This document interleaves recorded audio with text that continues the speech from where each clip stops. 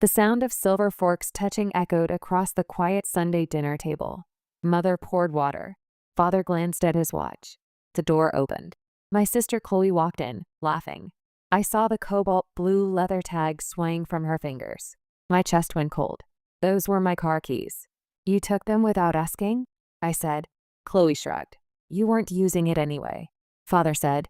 Family helps each other. Mother smiled and said, it's for her success. At that moment, my phone vibrated in my pocket. On the screen was a photo of Chloe leaning against my car. She was smiling brightly. The caption read, "Thank you for this wonderful gift, Mom and Dad." I placed the phone on the table. Quietly, I said, we need to talk about boundaries. What happens next will change everything. If you were in her position, what would you do? If this resonates with you, please like and subscribe. Mother's Sunday ritual played out like a replay of an old theater show. Polished glasses, crystal sparkle, and silence that cut through the air. I sat at the edge of the table. I spun my fork between my fingertips. Father glanced at his watch. Where's Chloe? Mother kept smiling. You know her. She always lives on her own schedule. Beyond the door, the sound of heels clicked. Chloe walked in, laughing. It was as if the wind itself had dressed up and appeared. The moment I saw the cobalt blue leather tag swaying from her fingers, my spine stiffened. Those were my car keys. Father folded his newspaper on the table. His voice was cheerful. How did the interview go? Chloe laughed casually and sat down. I think it went well. The manager said my qualifications and experience were perfect. How wonderful. Mother cheered. She served roast onto the plates. I'm glad you had a car to use today. Something inside me quietly creaked. I set my fork down against the plate. My voice came out low. That's my car, isn't it? Chloe didn't even look up. Her voice was mixed with laughter. You weren't using it. What a waste, right? Is it so hard to ask permission? Father's voice cut in. We're family medicine. You're the older sister. Don't make a fuss over something small. Mother smiled as she adjusted her napkin. What's wrong with a successful sister helping her younger sister? Something hot rose in my throat. They were always like this. They reframed my efforts as privilege. They excused Chloe's irresponsibility as youth. 3 months ago, I signed a contract in the company conference room. 18 months of proposals, late-night revisions, countless representations. The result was a $3.5 million contract. In that moment, I felt my efforts had finally been rewarded. With that compensation, I bought a car. Midnight blue, almost black. The scent of leather smelled like freedom. The salesperson looked surprised. Are you purchasing this alone? Of course, I answered. I still remember the pride I felt. I put down my fork. Quietly, I asked, how long have you been using my car without permission? Chloe sighed dramatically. Why does it matter? It's just a small thing. Father frowned. You're so cold, he spat. Cold? I laughed. For protecting what's mine? Mother's voice was soft, yet sharp. Chloe is your sister. Your family. You could let her borrow it. At that moment, my phone vibrated in my pocket. 2, 3 notifications flashed in succession. I slid my finger across the screen. Beautiful car. A gift from your parents? My bad feeling turned into certainty. When I opened the screen, there was Chloe. She was leaning against my car. She was posing with a huge smile. The caption read, "Thank you for this wonderful gift, Mom and Dad." 23 likes. 4 comments. My world slowly came to a stop. The hand holding my fork froze. My heart skipped a beat. I placed the phone on the table. The screen reflected light onto my family's faces. What does this mean? Silence flowed. Mother said, it's just a post. Don't be dramatic. Just? My voice trembled. Everyone who sees this thinks my accomplishments came from parental support. Everything I built has been credited to the family. Father waved his hand. You're being too sensitive. Chloe was just a little proud. Proud? By taking what's mine? I stood up. Chloe spoke in a cold voice. Fine, I'll delete it. But everyone's already seen it. That indifference hurt me more than anything. I steadied my breath. Show me the car, I said quietly. What? You said you damaged it. Show me the scratch. I walked outside. The night air was cold against my cheeks. Under the streetlight, the car was parked. I gasped. On the right side of the body. There was a long scratch with red paint scraped across it. This wasn't some random person in a parking lot. This was the mark of a fire hydrant. You hit a fire hydrant. So what? Insurance will fix it. Chloe laughed. My insurance. Those words cut through the air. Chloe's smile disappeared. Mother's voice wavered behind us. Stop it. Don't raise your voice about family matters outside. When I went back inside, I scrolled through my phone in silence. Chloe's photo wasn't just one. There were more. In front of restaurants. In bar parking lots. Against nightclub backdrops. All of them. My car. Memories connected like a chain. High school. The night I received my acceptance letter with a scholarship to Stanford. Mother said, "How nice," while continuing to decorate for Chloe's birthday party. The moment father came home with a car and said, "Congratulations, princess." When the keys to that red Volkswagen were handed to Chloe, I was fixed as the one who works hard in the family. Clothes, jewelry, keys. Before I knew it, they were always taken by Chloe. I slowly stood up. This car is something I earned with my own power. I paid off my student loans. I paid my rent, all by myself. This car is proof of that. Mother's eyes welled up. Father was speechless. You always thought my struggles were natural, but I won't allow you to disguise my efforts as someone else's gift anymore. Father shouted, "You're ungrateful. We worked for you. $600. My voice was calm. Textbook money for college. That's all. Silence fell. Chloe stood up and screamed, "None of that matters. We're family. Because we're family, boundaries matter," I said. And now I'm drawing them. I picked up my bag and headed toward the door. "Where are you going?" Father said. "This conversation isn't over." "Yes, it is," I said without turning back. Chloe's voice followed me. "Are you going to report your own sister to the police?" "No." I gripped the doorknob. "I'm just taking a more effective approach." The sound of the door closing rang out like the final bell of a family drama. That night, I paced in my room, a narrow room where it took 8 steps to reach the wall. Outside the window, 12 floors below, my midnight blue car gleamed under the streetlight. That scratch looked just like my past. I stared at the awards on my desk. Best Sales Performance Award, a photo shaking hands with the CEO. All of them were the results I had built up. It's my turn to change.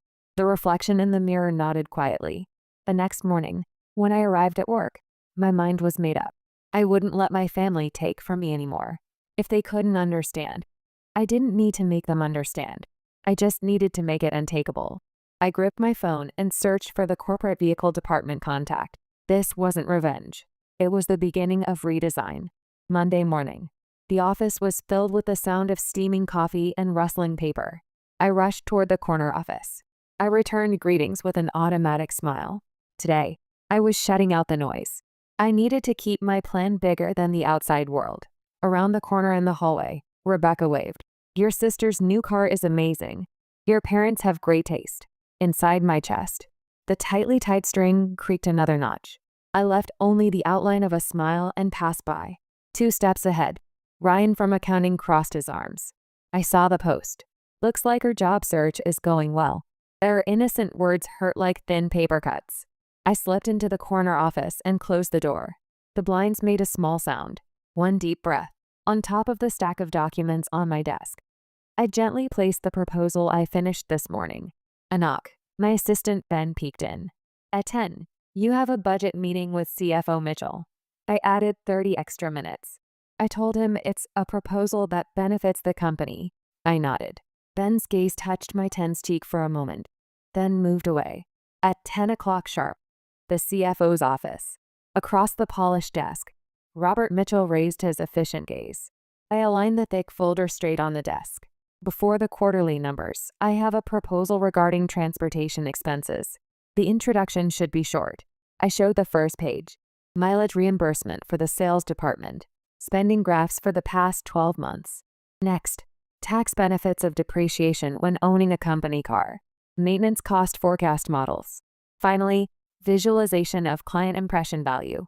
Mitchell's eyebrow raised slightly. "You're proposing a dedicated vehicle." I nodded. "For client travel and events. Current reimbursements average $1,245 per month. A dedicated vehicle could reduce that by 30%.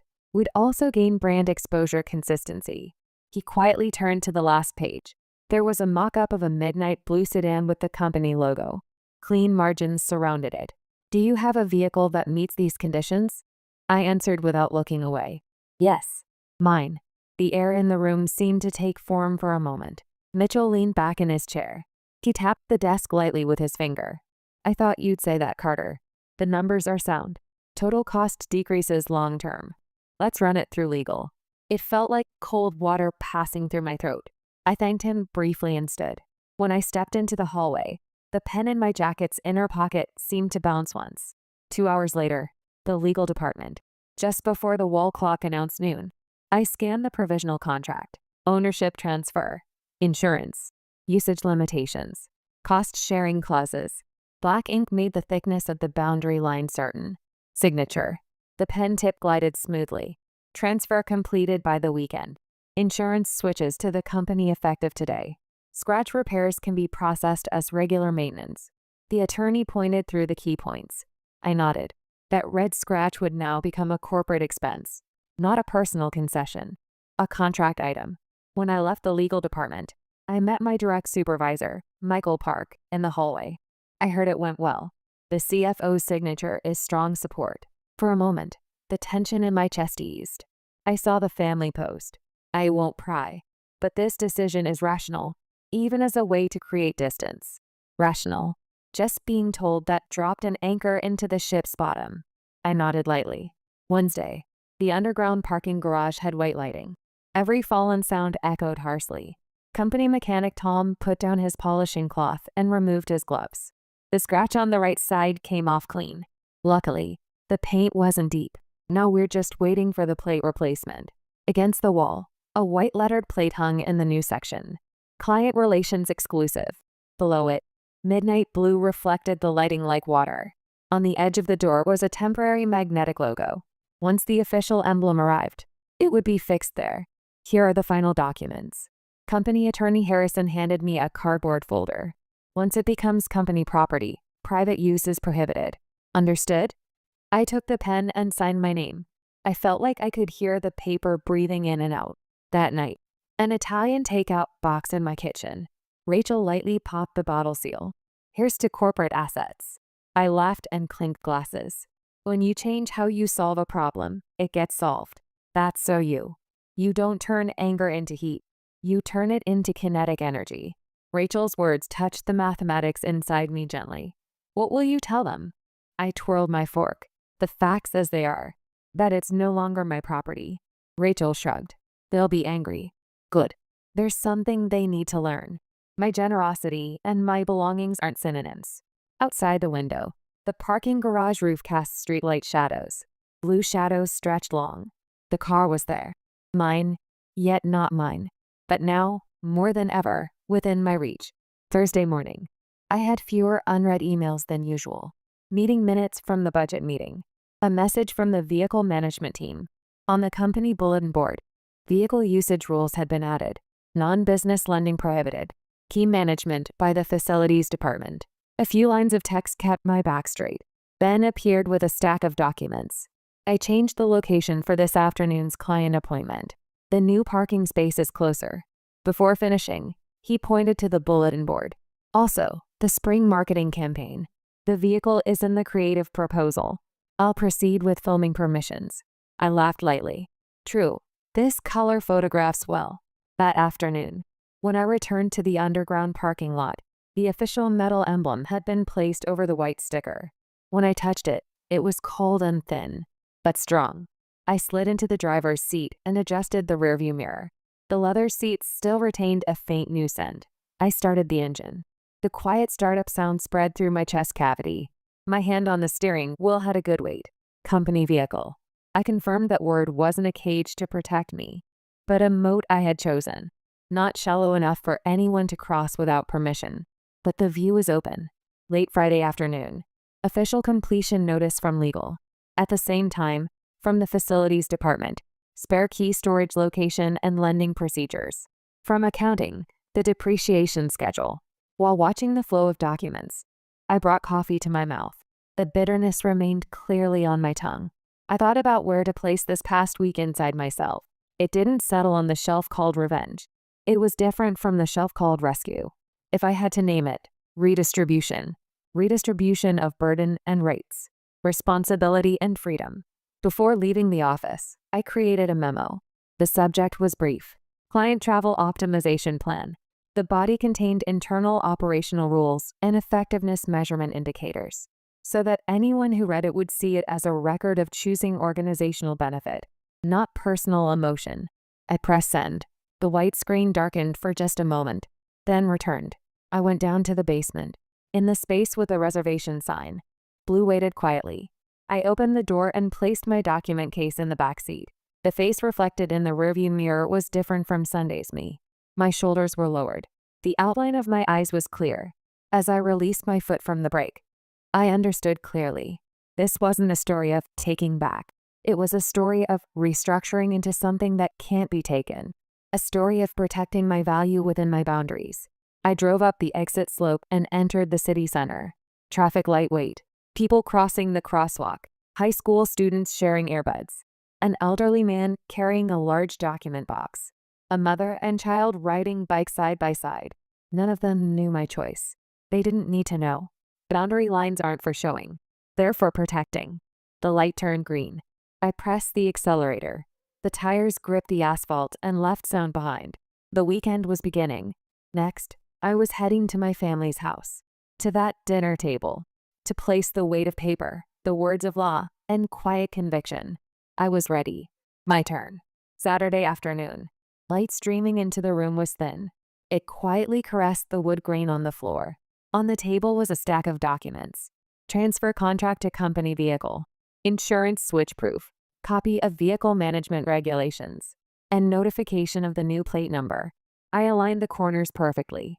I put them in a leather folder, took them out, and checked again. Paper wasn't just paper. It was the boundary line I had chosen and restructured. No one crosses this. Beyond this point, my permission is required. I had returned that obvious order to the center of my life. I reheated my coffee. Steam slowly rose. It gently pushed back the room's cold air. When I wrapped both hands around the cup, my pulse settled a bit. If you turn anger into heat, it exhausts you. So turn it into motion instead. I settled into my chair and opened my laptop. The subject was brief and concise. Report on company vehicle transfer completion. The body needed no extra adjectives. Completion date. Insurance switch date. Usage limitations. Key management location. When I pressed send, a small string came undone deep in my chest. I heard the sound of invisible knots coming loose, one by one. Auto replies bounced back in my inbox. Legal, facilities, accounting. Each department supported the new order with their respective roles. I continued by leaving a short memo on the company bulletin board. Background for adoption from a client travel optimization perspective. Operational rules. Effectiveness measurement indicators. Anyone reading would see clearly that this was decided by organizational benefit, not individual emotion. The redrawn line wasn't personal mood. It was a line reinforced by procedure and record. When I shifted my gaze to the corner of the desk, I saw the certificate in the transparent stand. Annual Best Sales Performance Award. The CEO's smile when we shook hands was closer to a colleague's acknowledgement of labor than congratulations. Convincing people with numbers. Protecting myself with logic. I had simply reapplied the techniques I gained here to the old family script. Logic that works in company conference rooms gets strangely distorted at the dinner table. So I moved the subject to a place where it couldn't be distorted. From ownership to operation. From personal property to asset. From a shelf my sister could reach to a locked storage. Replacing words replaces worlds. Suddenly, my phone vibrated. Rachel's name on the screen. Are you free tonight? Even just for a quick toast. A smile escaped me. I quickly replied. Going. I arrived at the restaurant a little early. Through the glass. City lights swayed. Small sounds of glasses touching. Rachel raised the bottle. Here's to corporate assets. I responded. To restructuring the framework instead of eliminating trouble. We laughed and clinked glasses. She said, they might be angry. Yes, they will be. But I've made it a system that anger can't reverse. As I said that, I understood clearly. I didn't want to punish anyone. I wanted to make the shape that protects me sustainable. When I returned to my room, I stood by the window and looked down. Even from 12 floors up, I could see the midnight blue roof. The temporary magnetic logo returned a small reflection of light. Insurance in the company's name. Repairs as regular maintenance. Spare key in the facilities department safe. Every access recorded and going through approval flow. The old me wore down my emotions, trying to protect myself with words. Now, signatures and seals speak for me. Records don't forget. Specifications don't waver. So I can sleep. As soon as I laid my head on the pillow, deep darkness came. I woke up after 3 in the morning. In the center of the silence, I suddenly noticed that only the core of tension remained. Tomorrow was Sunday. The dinner table. The scent of roast. Polished glasses. Returning to the ritual place. I got out of bed. I set the living room light to minimum and went to the desk. I picked up the black fountain pen and took out one white sheet of stationery. After hesitating a bit, I began writing. A letter to myself before meeting my family. What should I say? What shouldn't I say? Where should I stay silent? Where should I stand? Words aren't blades. They're wedges, slowly hammered into the swaying floorboards, so they won't fall out by the next morning. I summarized briefly in bullet points. Definition of boundary lines. Fact of transfer. Usage limitations. Legal wording that beyond this point, I couldn't move things on my own judgment. Record of unreturned money I'd fronted. I wouldn't bring that up today. The purpose wasn't punishment. It was explanation of boundaries. I wouldn't practice the speech either. At the dinner table, sometimes silence reaches further than refined sentences. What I'm preparing isn't logic. It's blank space. A script for silence. So I won't be pulled by questions into piling on extra explanations. When I put down the pen, the eastern sky had begun to lighten. I showered and straightened my suit collar in front of the mirror. Navy blue. Modest earrings. The watch belt hole in the same position. Nothing new, but my bearing was different. Shoulders lowered. I edges like someone who slept well. In the kitchen, I had a simple breakfast. Before leaving, I looked at the hall mirror. Behind me was the folder. Inside, filled with legal words. But this wasn't a declaration of war. It was an instruction manual. An instruction manual in standard language that anyone could read. I stopped by the company in the morning. At the entrance to the underground parking garage, I swiped my employee card. The gate went up. Under the thin white light, Blue was waiting. A metal plate had been attached to the new section. Reserved letters. I stopped in front of it and steadied my breathing. I reached out and touched the edge of the logo. The coldness of metal transferred to my fingertips. This wasn't mine. That's exactly why I could feel secure. No one could touch this car without going through me. Machinery protects me. Rules help me. I didn't get into the car. I bowed from a distance and went up the stairs. What I was taking from here today wasn't blue. It was paper.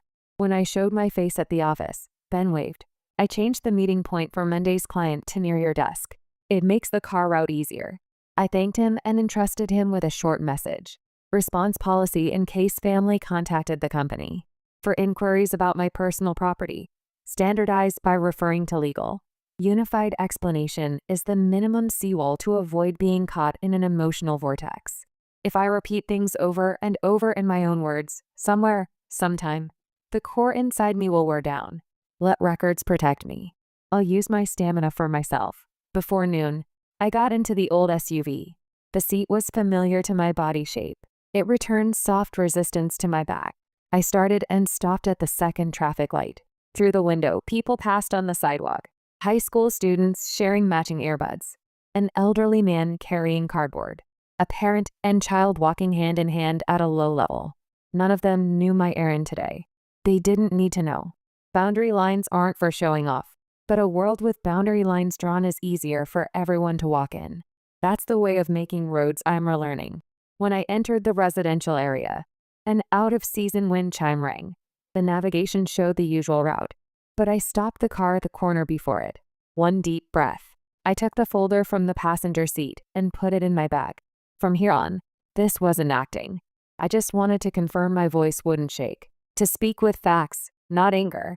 To explain, not blame. To convey choice, not concession. The sound of closing the door echoed dry like the end of summer. The familiar suburban street stretched ahead. The trees along the road were still and the afternoon air was quiet. In the rearview mirror, My face looked calm. I turned the steering wheel and entered the residential area. White fences, mowed lawns, children's laughter from somewhere far away. The closer I got to my family's house, the quieter the world became. Then I saw it, the familiar roof, the mailbox my father repainted every 3 years, the driveway that still needed fixing. I parked the old SUV in front of the house. When I turned off the engine, silence suddenly surrounded me. I put my hands on the steering wheel and took a deep breath. The folder on the passenger seat felt heavier than any contract I'd ever carried. Through the curtained window, I could see shadows moving. Mother setting the table, father reading the newspaper in the corner. This scene had repeated for decades. Always the same rules, always the same expectations. But today would be different, because I was different. I picked up the folder and got out of the car. The air had the faint smell of roasted meat, Sunday's scent, the ritual that had bound me for so long. I walked to the front door. Before ringing the bell, I closed my eyes for a moment. "You're not here to win," I whispered to myself. "You're here to draw the line."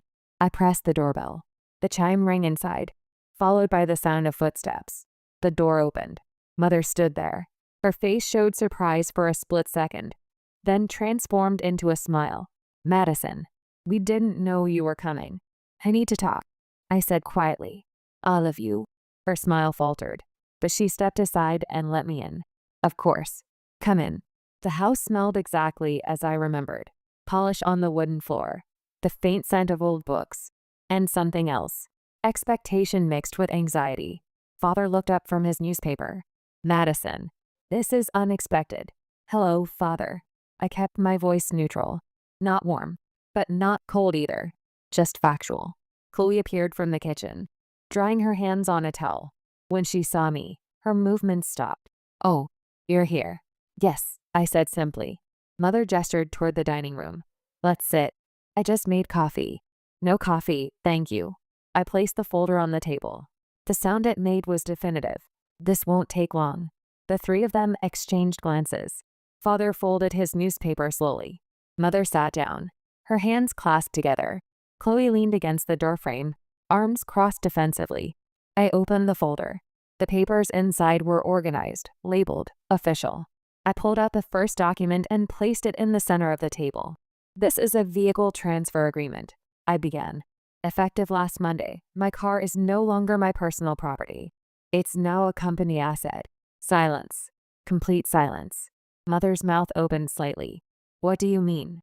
"I mean exactly what I said." I placed the second document down. "This is the insurance transfer. The vehicle is now covered under corporate policy. Any damage, any repairs, any costs, they're all company expenses now." Father leaned forward. "You can't be serious." "I am." Third document. Vehicle usage regulations. The car can only be used for client meetings and company business. Keys are managed by the facilities department. Private use is prohibited. Chloe laughed, but it sounded forced. "You're lying. You're just trying to scare us." I opened the folder and laid out the documents one by one. Corporate seal. Dates. Signatures. They were all undeniable reality. See for yourself. The contract is complete. The car is now company property. I'm just an employee with usage permission. Chloe leaned forward. "That's cheating." "That wasn't your idea." "It wasn't an idea. It was a plan," I said. "I didn't take it back. I just changed it into something that can't be taken." Mother gasped. "You went that far?" "Yes. I had to go that far because you don't listen to words." In the silence, the clock chimed once. The sound of the second hand bounced off the walls. No one could find the next words. Father finally spoke. "You've always been like this. Stubborn. Looking down on your family." "No, I'm not looking down. I just want to stand on equal ground." I lowered my gaze to the table. The wood grain looked like veins. "I've always offered my achievements wrapped in family pride wrapping paper. But pride isn't ownership. Pride is born from respect." Mother's eyes welled up. "That car, we were thinking of you." "No. I bought it with money I earned myself. You just inserted my achievements into your family story." Chloe raised her voice. "Why are you talking like this?" "I just wanted a little help. Helping and taking are different." Chloe's face turned red. "Since we were kids, you've always looked down on me. It seems that way because I chose effort.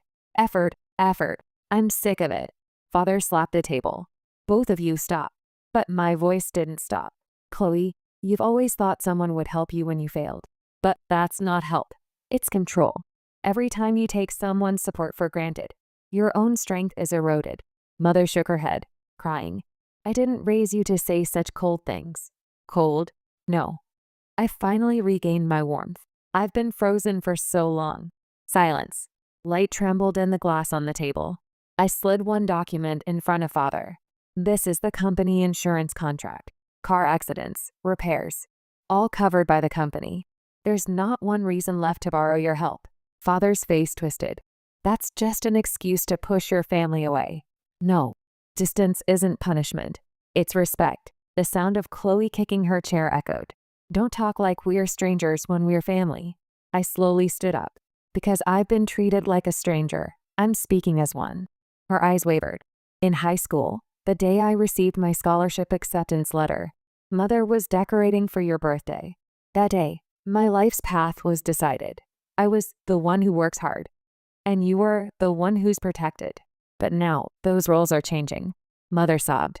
Father stood up and raised his voice. Someone like you will end up alone. No, not alone. Free. I put the documents back in the folder and into my bag. Chloe shouted, This isn't fair. Let's make it fair. I smiled. The repair costs for the car you damaged, the insurance premium increase. They're all company expenses now. But the company doesn't know you. Your name isn't on the invoice. So I don't pay. You don't pay. In return, you can never touch it again. That makes it balanced. Father's face turned bright red. You're insulting your family. Insulting? No, I'm updating the definition. Mother said through sobs. We love you. Then love my boundaries. Respect my choices. That's real affection. On the table, the light slowly changed. The sun was setting. An orange line stretched through the gap in the curtains. I quietly pushed my chair and stood up. The folder in my bag pulsed like my heartbeat, heavy. Love isn't control or ownership. It blooms on equal distance. Mother's face contorted. Father said again, No family works with that kind of logic. Then let it break. I don't need a family that's just form. Chloe cried out, Traitor, you betrayed me. The moment you turned my efforts into family achievements. Father raised his voice and shouted, Get out. I smiled. I'm glad I finally heard those words. Mother tried to stand up, but her legs wobbled. I reflexively reached out, then stopped halfway. I couldn't help anymore. That wouldn't be kindness. It would be complicity. Madison. Mother's voice trembled. I don't hate you. I've just finally created my own world. Chloe muttered. Who would be happy in that world? Me. I answered quietly. And when you can finally stand on your own feet, I'll invite you to that world. Father collapsed into his chair. Mother covered her eyes while crying. Chloe stood still, biting her lip. I walked toward the entrance. The glass of the family photos hanging on the hallway wall reflected the sunset. It cut my figure into thin slices. When I put my hand on the front door, Father's voice came from behind. You're this family's daughter. That fact can't be changed. Without turning around, I said, Facts can't be changed, but relationships can be chosen. When I opened the door, cold wind touched my cheeks. That wind, like peeling off old skin, blew away the obedience inside me. As I walked the short distance to the car, my shoe sounds hit the dry ground. Through the entrance window, 3 shadows swayed. Mother's hand was on Father's shoulder. Chloe wiped her eyes with her fist. I opened the door and sat in the driver's seat. When I turned the key, the old engine rumbled low. In the rearview mirror, the house receded. I exhaled and whispered, Love begins with remeasuring distance. The hand gripping the steering wheel was shaking, but my heart was calm. In the rearview mirror, the 3 figures blurred into small dots. Under the red light, I smiled softly. I understood clearly. This was true liberation. When I pressed the accelerator, the engine sound cut through the night. Streetlight reflected on the car body. My shadow slid across the road, blue running through the night. No longer a family car, but now a symbol of my freedom. The city lights ahead of the steering wheel shone like a map of a new world. I drove into that light without hesitation.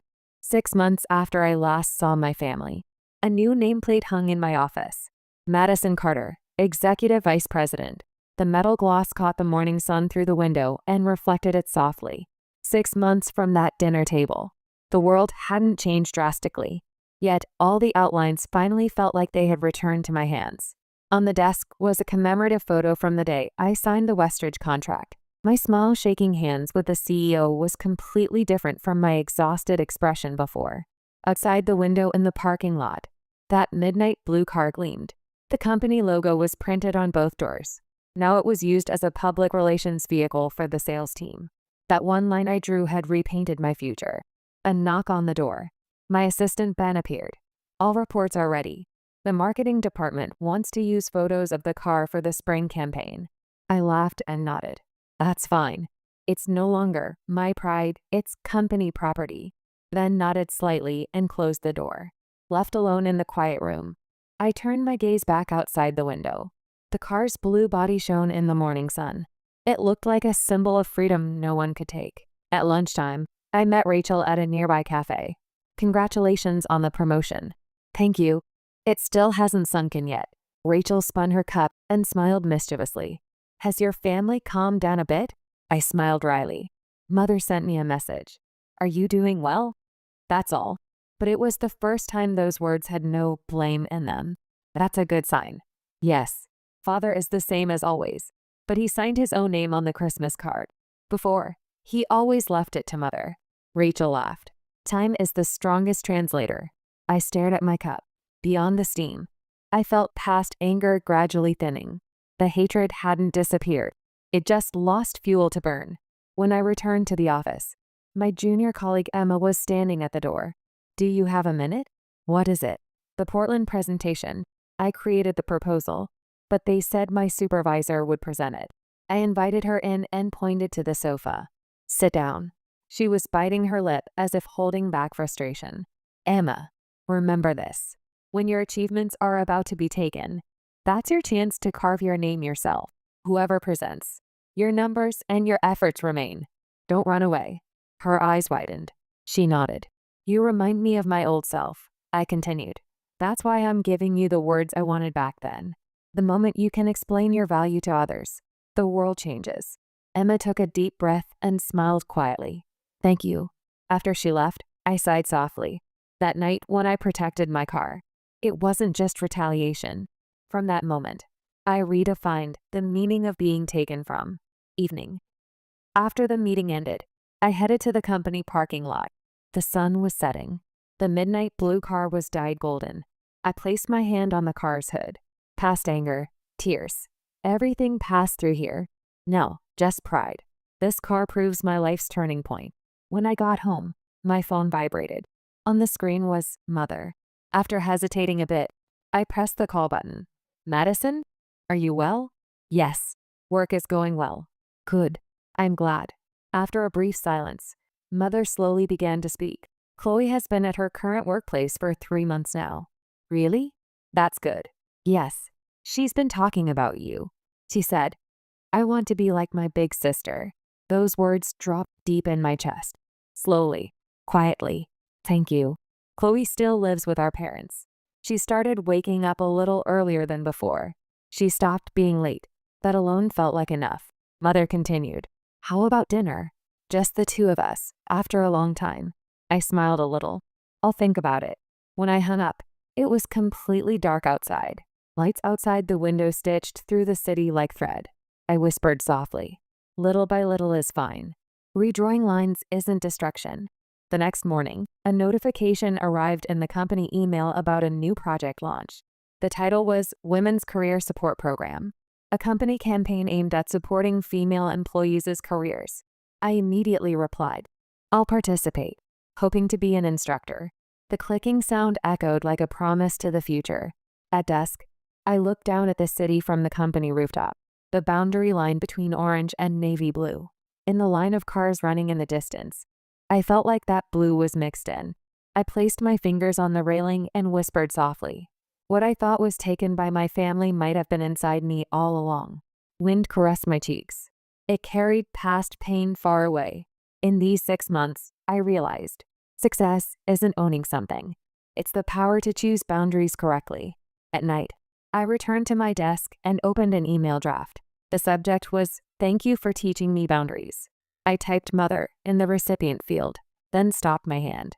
I wouldn't send it yet. The words needed time to warm.